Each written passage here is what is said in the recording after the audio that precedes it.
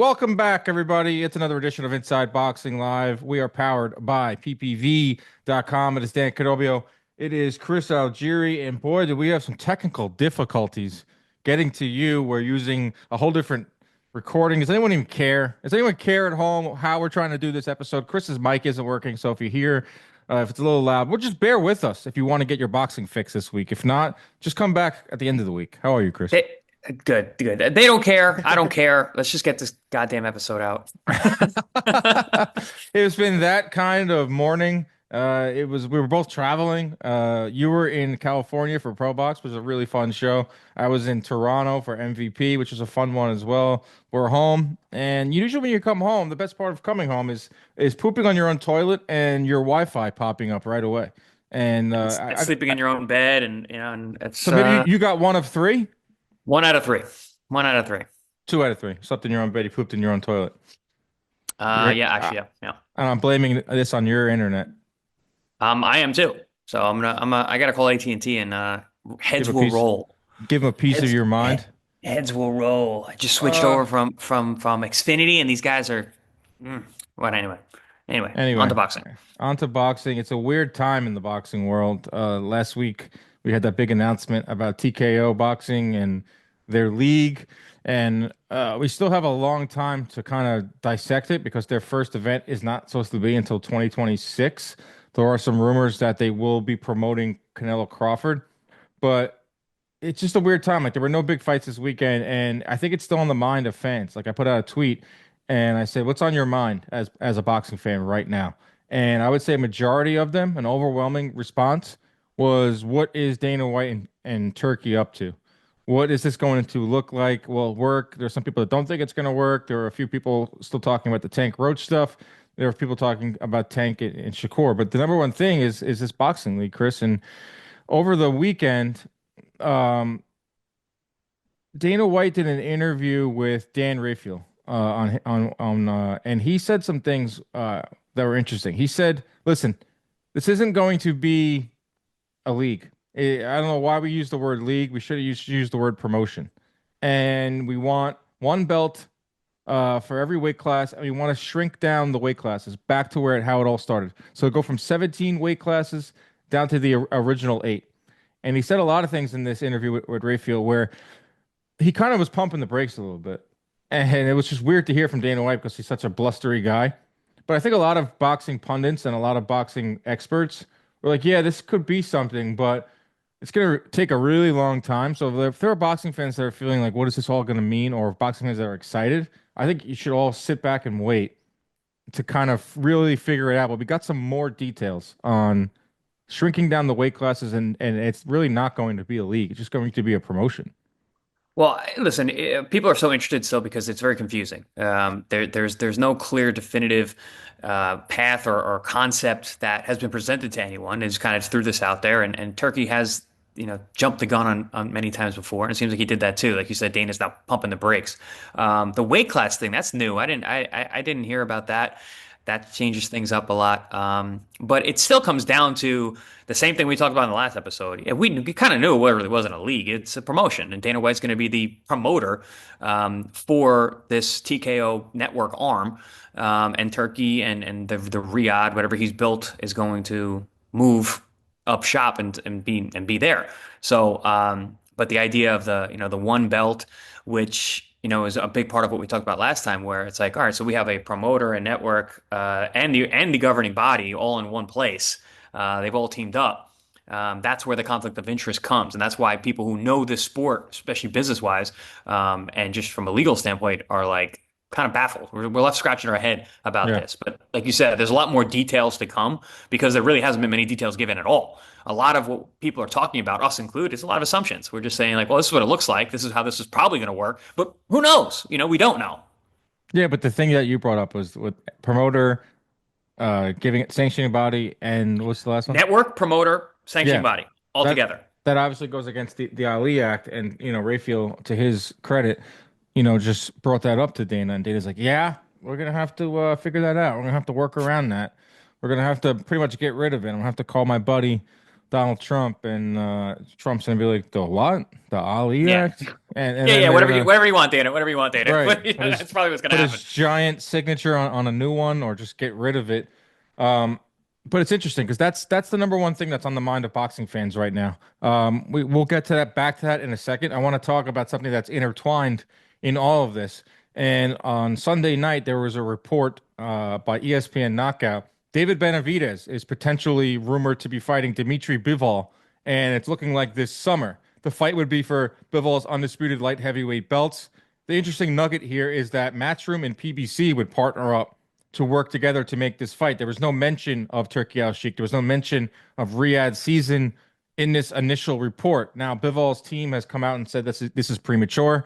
Benavidez's team has come out and said it's not close to being signed, but we are throwing around offers. Before we talk about what that would mean, what that would look like as a fight, because I think it's an awesome fight. It's interesting because did Turkey and Dana kind of tipped their hand? Did they prematurely alert Eddie Hearn, PBC, Top Rank, Frank Warren, and to let them know like what the heck's about to go on here? Like, are we going to be put out of business by these guys? Do we need to partner up? Do we need to team up? Do we need to form the Avengers? Eddie Hearn and Warren are already friendly now because they had Saudi in there. Eddie Hearn and PBC are not friendly. Top Rank and Matchroom are somewhat friendly, but are they going to all come together now and say, you know what, guys, like we're either going to have to join this league and give up our companies to be really stark about it, or we can finally team up together and combine our rosters and make fights without Turkey Al-Sheikh. So that to me is interesting. And when you see this report come out on Ring Magazine, you always have to think twice because that is owned by Turkey. But that's the latest, like Benavidez and Bivol being tossed around without Turkey involved, or at All least right, not that I see. I'm going to say something I hate saying. A lot to unpack there, Dan. So I hate that Juicy. term. I hate Unpack that. it, Chris. A lot Unpack to it. unpack there, Dan. But like, okay, so let's start first with. I think let's start. I'm gonna work backwards. I'm gonna work from your last point where you're talking about Eddie and Frank and what's going on here. And yeah, it does seem like Turkey shot one across the bow for them because they work together. And we mentioned this on the last show, guys. Go back and listen to the last show. It's a very controversial episode, but we went over a lot of important stuff. We just kept it real. Like Yeah, I mean, we again, just weren't like I bashing it, and we also weren't no. praising it. I think we're right down the middle. Yeah, well, I'm sure people will not look at it that way, and certain people, but it is what it is. We're not worried about that. We're not scared. We're media guys. We're not scared of the backlash. There's free speech in this country, and we're going to keep that going.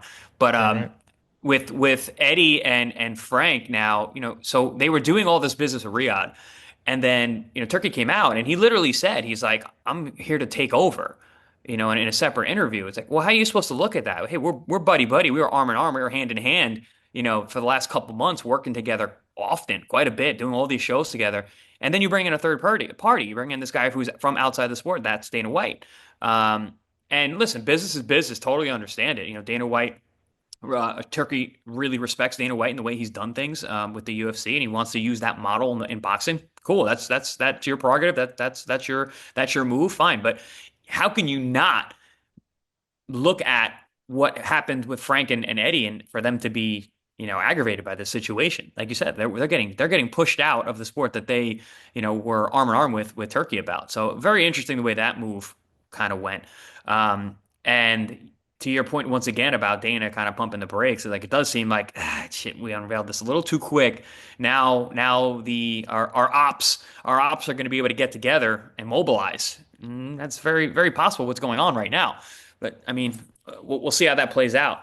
But ultimately, what we're always happy about is good fights. And this discussion about Benavidez and Bivol, or excuse me, would be Bivol-Benavidez, is a fight that I even said on our air, I was like, I'd rather see that than a third match between Beterbiev and Bivol. I want to see the Benavidez-Bivol fight. I want the winner of that fight. That's what I said. I want the winner of this fight to fight Benavidez.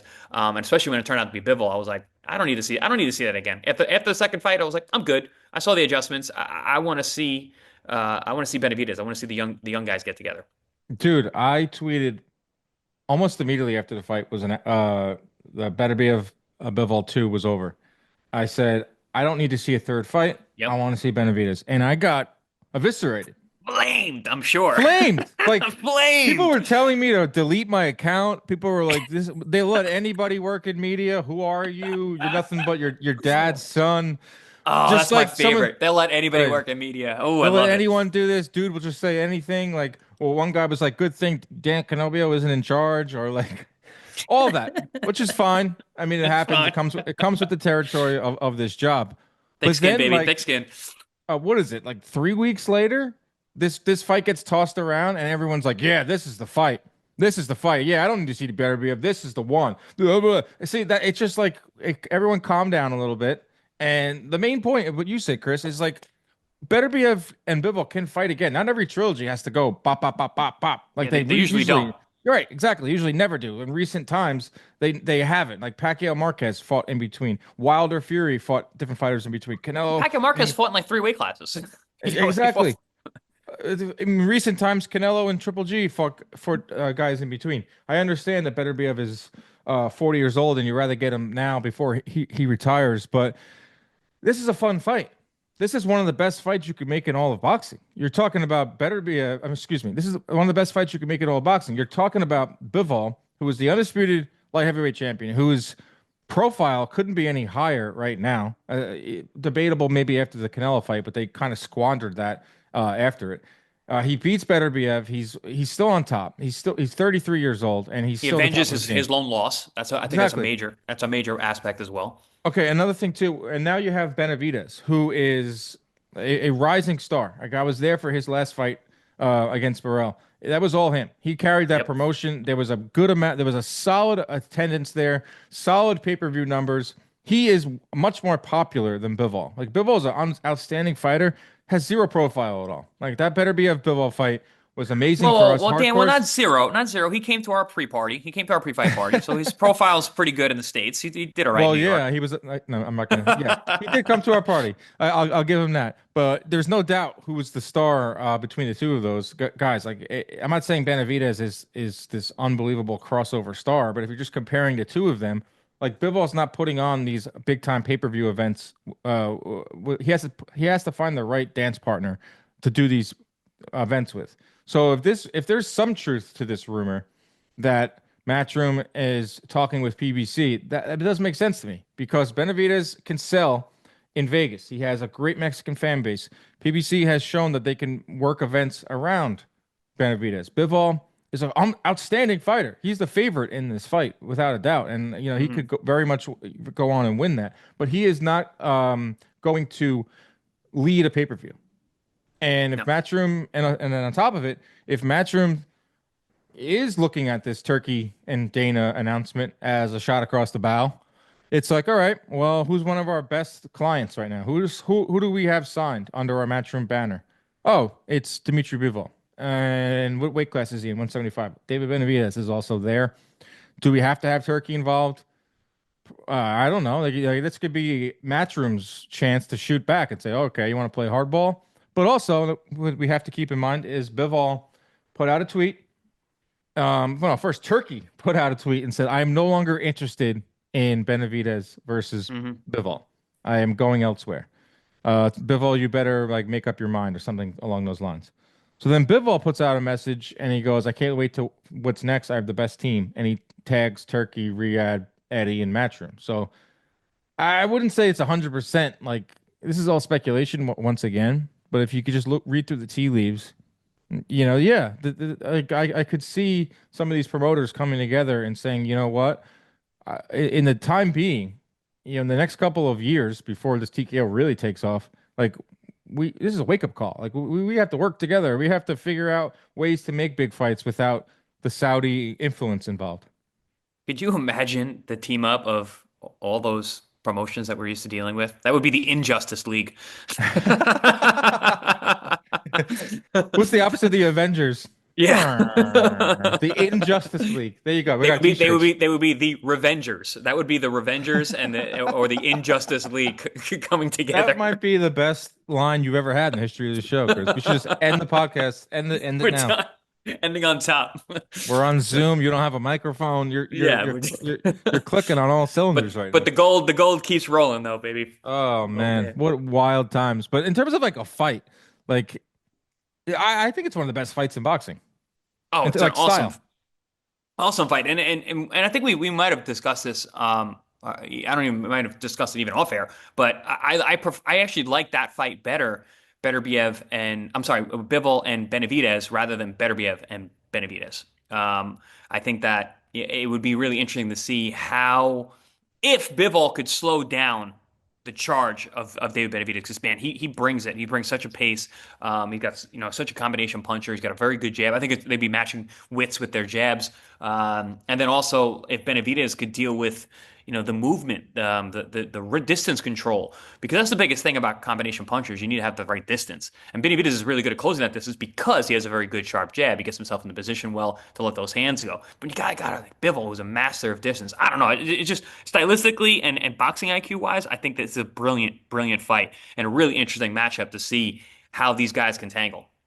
Yeah, I think Bivol would be the favorite just because out of the He should be. respect, and you got to do that. Better like people that are like kind of sleeping on Benavidez or not sleeping, but just like 10-2 Bivol, like UD because of like you weren't that impressed with Morel because the fight like Morel staggered him at one point, okay, Okay. or what you It's David saw, David Morrell's awesome. yeah, what you saw against in the Vodzik, you're still gonna hold that against him. Like Benavidez is freaking awesome. Like Hmm. he is. Like Beterbiev's age showed in that second fight, and Yeah. he still fought an awesome fight, and he was able to catch Bivol. You're telling me over the course of 12 rounds, like Benavidez is not going to be able to find Bivol? I know he's not as hard of a one punch guy as Bivol. Excuse me, too many B's. No, one Yeah. hard punch guy as Beterbiev is, but like you're telling me that Benavidez can't figure out a way to sustain an offensive attack over 12 rounds a little bit better than Beterbiev did in the Well, second fight. for me, I can't unsee Canelo Alvarez pinning Bivol against the ropes as much as he did in that fight. Granted, he was completely ineffectual, but Canelo's small. Benavidez is big. He's a big 75 pounder. He's big for the weight class. He's tall. He's heavy. His punches will be different. I'm saying he's a harder one punch puncher than Canelo. I don't think he is actually, but the way he's going to be able to accumulate damage, hitting the arms, hitting the body, hitting the elbows, finding holes. It's a very, very different style. And if Canelo was able to pin Bivol against the ropes as much as he did, I could imagine that Benavidez is going to be able to do that as well. And I believe he'll be much more effective than Canelo. Because Canelo usually swings with singles, big shots, not a big combination puncher now these days. Where Benavidez is a very good combination puncher and mixes up and mix up his variety in where those punches are going. So I see Bivol pinned against the ropes and Benavidez letting those hands go. I could see Benavidez being very, very effective. Man, I really hope we get this. Yeah. I Yeah. know most fans don't care like how it gets made, if it ends up in Saudi, if Turkey's involved. But it would be cool to see a big Vegas fight, between like an undisputed fight in Vegas, something different. And I think Benavidez does deserve that. Because I see a lot of people say he does, what has Benavidez done? Well, he doesn't deserve it. This is a former world Well, champion. he sat on the sideline for Canelo for how many years? And being Oh, number one yeah. contender for 4 years. Of course he deserves this. I don't get it. I don't get that that aspect of it. But I mean, I just hope it happens one way or another. Would I like to see it in Vegas? Would I like to see it with all the juice behind it? Yeah, absolutely. But you have to kind of these days any fight that gets made, especially big fights, you have to now really talk about the business of it, and you have to Yeah. really understand who's involved and what's all going on with that. Now back to Eddie. And last week Eddie, when his first reaction to this league was, okay, well, let's see what it all means. And he didn't dump on it, and he also didn't big it up. But then, he had some time to really dissect it, like we all have, and he added some more. And he says, "I don't think this is the end of our relationship." That's Matchroom's relationship with Turkey. But if he has moved on, thank you very much. I've enjoyed it. I've made a lot of money, and our fighters have had a great opportunity. My relationship with His Excellency is a very good one.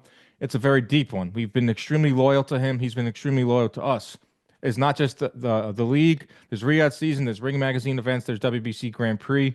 We don't rely on Saudi Arabia to run our business, but we enjoy it.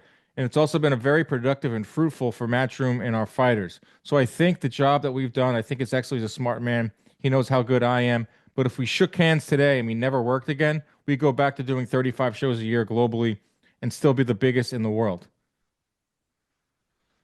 I think Eddie, he's keeping the door open. That's what he's doing. He Smart. didn't very smart. And he understands that, listen, there's a very small population in the sport of boxing. It's a small sport. We're a niche sport. And you're going to end up seeing the same people again when it comes to working relationships. So he's keeping that door open. He saw how prosperous it was for him and his fighters. So, that kind of money doesn't come around all that often. Pretty much once a generation. So he's keeping that door open. He's playing nice. He's allowing him to come back to the sandbox if he wants to. But at the same time, he's got to take that stance. Listen, I don't need this to work. I can, we did this before, before Turkey and Riyadh got here. We're going to be here afterwards. Turkey might have something to say about that, but that's only what we're going to see in the future. We're going to have to see how that plays out. But I think that was a smart move on Eddie's part. Well, you gotta figure they are doing a show April 26th together. Hmm. Doing a show April 12th. The Stanionis and Boots has Riyadh, but Conor Ben Eubank is a major Riyadh season card, and we're gonna by then it's gonna be almost a month away, so we'll probably learn a lot more, and we'll see. We'll probably see Turkey say some outlandish stuff, and Eddie's gonna have to respond. You know who's also been dead silent among all this is Frank Warren. Hmm. He is the one that he has a much closer. I know Eddie's out there all the time. Queensberry is the lead promoter on these Riyadh shows for the last couple of years. Frank Warren hasn't said a word. Yeah, he's real That's close. that's interesting. From what I understand about Frank Warren, I mean, he's a rough customer. So He's a survivor, yeah, he's been around for a very, very long time. and He's he's come out on dominated. top, and he's Yes, and kind he's of dominated. lately. Yeah, I would say his fighters, and he's a survivor. That Hmm. guy has been through like a freaking gun. There's that bullet in his freaking Yeah, head. You well, see that thing? the guy's a fighter, man. The guy's a fighter, and it's interesting. He seems like the kind of guy who's kind of lying in wait, getting everything situated, maybe arming up. Who knows? Who knows? But interesting that he has been mum on all this. Mum's the word. Mum's the word. So another thing too is Canelo has his press conference in New York City to announce the William Skull fight. Turkey is there because this is his prized possession, Canelo Alvarez. Turkey did not show up to the Ryan Garcia, Tio Haney press conference. I wish I didn't show up either because there were no fireworks. I could have been on my couch watching it with a iced coffee, but I was watching it there. They are doing another one today on Monday as we record this. Todd Grisham is hosting. So if you had any issues with the host on last week, Todd knows how to get these answers. Todd will dumb it down. And this is no Eh, disrespect to Todd. He'll But dumb it down and rev it up, baby. That's what right. Todd does. The words Todd and dumb usually do go back and forth. I'm just kidding. But he will rev it up and hopefully we get some more fireworks from all the fighters on stage for the second one. But Canelo touches down in New York. He goes on stage and he announces the skull fight. And the big takeaway from this press conference is nothing to do with the matchup because Canelo is probably going to be a 20-1 favorite, if not more. It was the belt. So this is an Mm. undisputed belt. This is an undisputed fight. And the only reason they are having this fight is because they want undisputed title on it. And so Canelo goes up there and he has a couple of the belts, the Ring Magazine belt, the Fatal Fury belt, and they're about to bring the WBC belt in. And it looks like Turkey goes, no, no, no. And there was no mention of the WBC belt. There's none of that. And it was looked like a clear plan to get rid of the belts. And Dana has said that in all his interviews, obviously. That's a big story because and it's hilarious because the reason why Canelo is fighting Skull is to be an undisputed champion again because the IBF stripped him. So is it an undisputed fight or is it if the belts are starting to not matter, then the symbolism was very strange. It was very mixed messages, which has been the case. Which has been the case for a very long time with a lot of these situations. But another important thing about that is if you start Xing out the belts publicly in this fashion, you're now creating another enemy. Governing bodies are very powerful. They have a lot of money. They have a lot of say. Um, Too much, if you ask me, but it doesn't matter. It's still part of the sport, and they've been around for a long. These entities have been around for a long time. The WBC, the WBA, the IBF, the WBO. These guys have a lot of money, a lot of backing, a lot of influence on the sport, and now to publicly declare war on them, you're creating more enemies. So we're starting to see this injustice league situation develop more and more. Now you can have promoters teaming up with governing bodies and trying to fight off the new players. It's very possible. It's very possible. Well, here's the thing. Like, my biggest, one of my biggest beefs with boxing, and I try to keep the peace with everyone, all media members, fighters, everyone. Middle of the road, Dan. That's right. But if there's one aspect of boxing that I'm not afraid to rip into, it's the governing bodies. Mhm. It's the WBC, it's the WBA, IBF, and whatever the other one is, WBO. Like, they're horrible. Like, they take fighter money, they're corrupt, they A lot of are money. just greedy, you name it. So now we have a situation where we could potentially have a group coming in, TKO group, trying to get rid of them. And I'm like, huh, how do I feel about this? Like, are we sure we want this? Because, every fight, like, there is a system here. And there is ways for fighters to become champions in different weight classes. And I would love to have one champion, but it's convoluted. And, like, I'm not sure I want to see it go away because the other option, we don't know how that's going to go either. So Suleiman puts out a statement, Chris, and he has to be like extremely diplomatic and really has to figure out where he wants to stand here because he doesn't have like Eddie Hearn has a backup plan. He has fighters and he can, like he said, I can still put on my shows.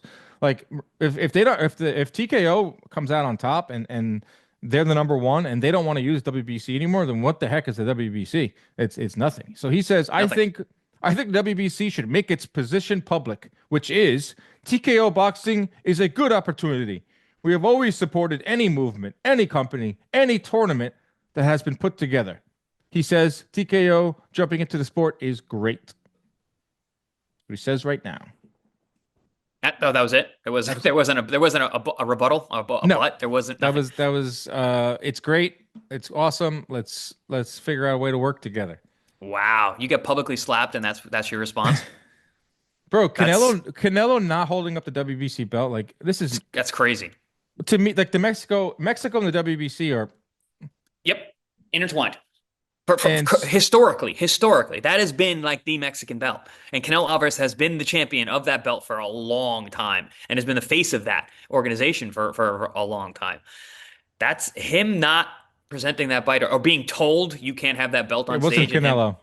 Yeah, no, it wasn't Canelo, of course. He was being told that you can't have that belt on stage, and him to publicly on video relinquish that. It's a slap in the face to WBC.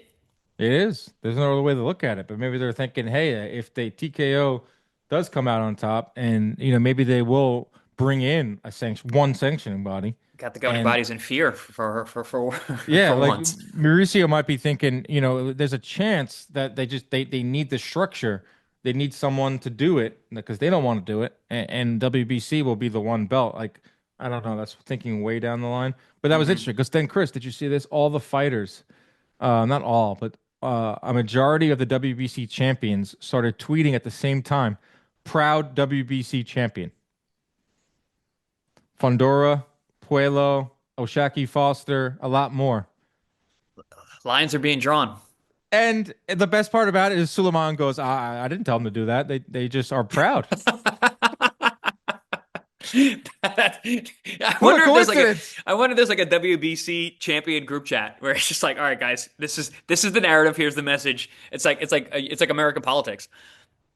Lines are being drawn. Oh, that's the biggest coincidence in the history of coincidences. That's Absolutely pretty cool. nuts. This is such nerdy boxing stuff. Yeah, well, we're giggling here like schoolgirls over over all these things that are happening. This is great. Yeah, I know. It's like if I'm in boxing, I wouldn't want this to happen to my business. But then again, you're in boxing, and you have to figure there's going to be struggles. There's going to be backstabbing. There's going to be times where your competitors are actively and publicly trying to put you to try to kill you and put Hmm. you out of business. It's Yeah, the absolutely ops. nuts. The Yeah, this is ops. the ops. The ops are after me. The So ops are after me. Zoom is telling me we have 4 minutes to complete our meeting. Oh, Usually God we like damn to it, go Zoom. It's all right. There's not much. This is a weird episode, guys. We're gonna put another one out Thursday. We're gonna figure out our Wi-Fi. We can end the final 3 minutes talking about Keith Thurman, who is in action on Wednesday or Thursday in Australia, fighting Brock Jarvis. So the Keith Thurman comeback Well, Dan, tour Dan, with 3 minutes. We might have a lot of time left over if we're talking about this this topic. We're going to give it its just due. Keith Thurman comeback 5.0. What do we Well, think about this fight? I mean, he's fighting Brock Jarvis, who's a former 35 pounder, but and they're fighting in Australia because Tim Tszyu and Keith Thurman were supposed to fight. So I see where that comes from. There's a But path. yeah, there's a path. There's a path to why this fight makes sense. And there's a reason that it's being made because Brock Jarvis doesn't offer a whole lot against a guy like He Keith Thurman. offers a So, lot of trash talk. I mean, the trash talk has been phenomenal. well, from Keith, I don't think Brock is And no, getting too Brock has much. been giving it too. Yeah, I saw him just show up at the gym and just stand there and just get berated into his face by Thurman, which I thought was pretty entertaining. But Thurman's always a fun jibber jar. The stuff he says is kind of off the wall. He really sells it WWE style. But in terms of the actual matchup, eh, Yeah, Jarvis lost to Liam Paro in 2022. He has yeah, it one was a loss. first round KO. Didn't he get dropped like 3 times. He got laid out. Yep. Yeah, He hasn't really fought outside of the U.S. or Bangkok. Has one fight in Mexico. Cool name. yeah, cool It's like a name. middle linebacker type He of like looks the high part school. too. I Yeah, he remember looks like a he fought in Fresno on an undercard for a Matchroom show, and I called him, and he had like a life and death struggle with a guy that was pretty nondescript, and it was his first time fighting in the U.S. And I was like, I'm like, wow, this guy looks really entertaining. This guy's got a great record, and then he was fighting, and I was just like, oh, all right, well, it's yeah. more a look, I agree. The and plan that was at here is 135. What is this fight? yikes. 54? Oh, what weight it's at? 20 pounds later? I believe it's at 154. Yeah, it's Yeah, got to be because 154. Yeah. Thurman was going to fight Zoo at 54, Yeah, and and that's why they're doing this. This is right. try they're still trying to set up Thurman versus Zoo, which I guess at this point has a whole different meaning to it with Zoo coming off losses and Thurman Hmm. having being so inactive. But I'm interested because, like you said, Keith is he's a one-time name. He's a one-time. Once upon a time, he was a Once champion, upon a and time, yeah. he might be one of the biggest what ifs of the last like 10, 15 years because of what you said. Like he has such a gift of gab and like people were interested in him one way or another. He just didn't have the drive. Like he just didn't care. Um And just no Injured. consistency in terms of his strength of schedule. Like he Yeah. was very, very, very inactive. Would show up and be brilliant at times. Like when he beat Sean Porter, when he beat Danny Garcia in back-to-back fights, but then he struggles badly, mightily against Josito Lopez. Like it's like And Josito loses Lopez. to It's Pacquiao. badly, and and Louis Collazo almost KOs him with a body shot. It's like very, very weird, Well, that's kind of made him fun. inconsistency. Yeah, Yeah. absolutely. All right, that's our episode this week. Sorry guys, it's abbreviated. We'll be back Thursday with more drama, more news, more maybe voicemails. Keep your hands up at all times. Protect yourselves at all times. Goodbye, Zoom. We're out.